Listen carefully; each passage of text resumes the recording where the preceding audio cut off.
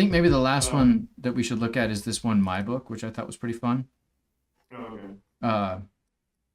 So this one, and again, these aren't the simplest shortcuts, but My Book, it basically it allows you to have a pin code protected set of text entries. So sort of like journal entries. And you get started, you put in your pin,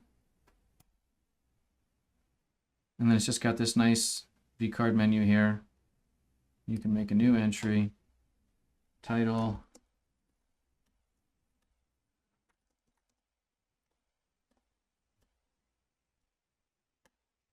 and it makes the entry, ask for your pin every time the program starts over. You can see the stuff that you already have. You can search for them by title, or you can get a list of all of them. And for some reason, it opens up Quick View in a full screen that's even larger than my screen, and you can't see anything. But once you unfull screen it, then it brings it back down, and you can see the message that you put in there. And the reason that I like this is because it does something pretty simple. It creates a little private place for you to store information, and then you don't have to care about where it's stored. It sort of stays obscured by the way that you're using the shortcut. And is it stored in iCloud? I didn't get a chance to take this one apart. yeah, so it just sits in your iCloud Drive folder under shortcuts.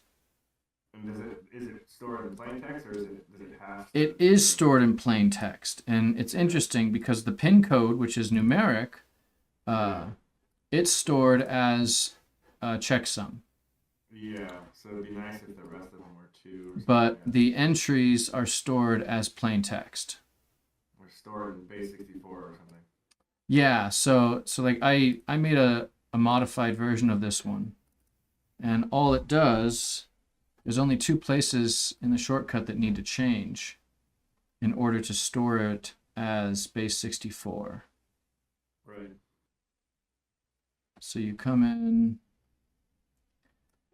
when you select to do a new entry, it gets the title and the message, and all you got to do is encode the message as base64, and then write that to the text file instead of the original message.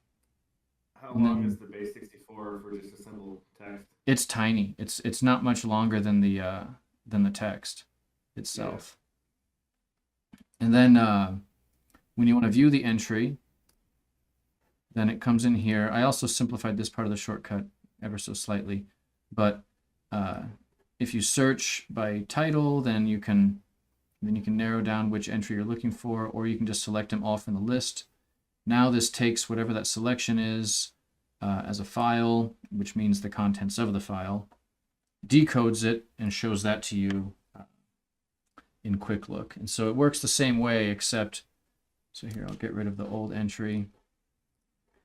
Now we can run this thing. New entry, test. Now you just get a base64 string. Oh yeah, it's very small. Wow. Yeah, it's really, really tiny. Not a whole lot longer than the actual message itself. Yeah, and then it just comes, then you just decode it back to. Yeah. Oh, so that you select it the same way, and then now you get the original message back.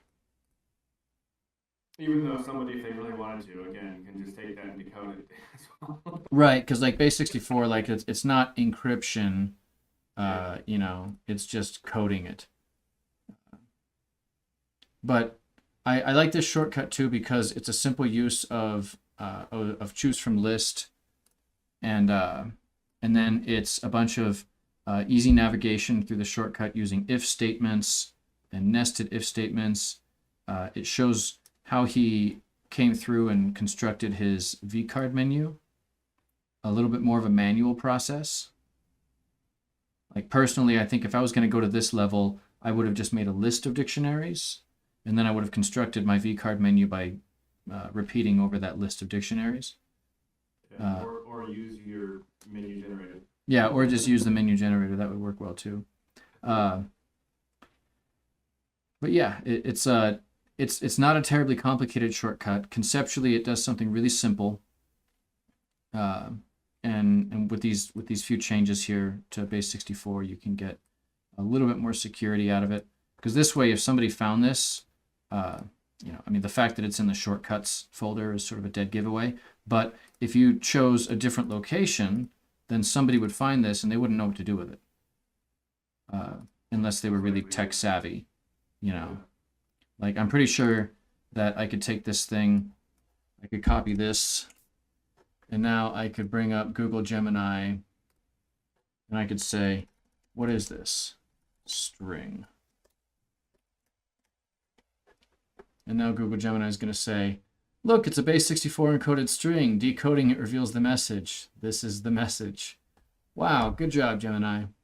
Nice. So, it's not exactly going to keep anyone out if they're determined, but it's still some semblance of privacy for whatever secret things you want to write down here. But yeah, that's all the time we got today.